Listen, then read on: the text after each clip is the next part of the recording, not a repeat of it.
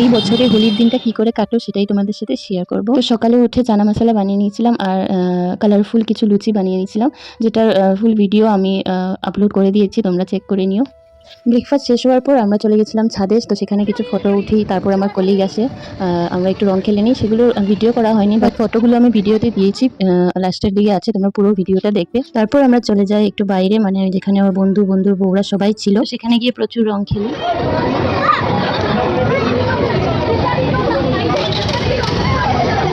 নিজের থেকেই বুদ্ধি বের করে কাজ করে যে ও কতটা খুশি পাচ্ছিল, তো তোমরা দেখতেই পেলে আমার ছেলে কতটা মজা করছে। তারপর স্কুটির সাথে রং খেলছিল ওরা সবাই। হোলি ফেস্টিভ্যালটা এত কালারফুল যে সবাই খুব ভালোবাসে।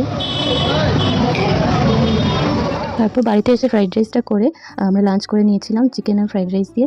আশা করছি তোমাদের এই ব্লগটা ভালো লেগেছে। যদি ভালো লেগে থাকে আমার চ্যানেলটাকে সাবস্ক্রাইব করে দিও আর ভিডিওটাকে লাইক করে দিও। Thank you.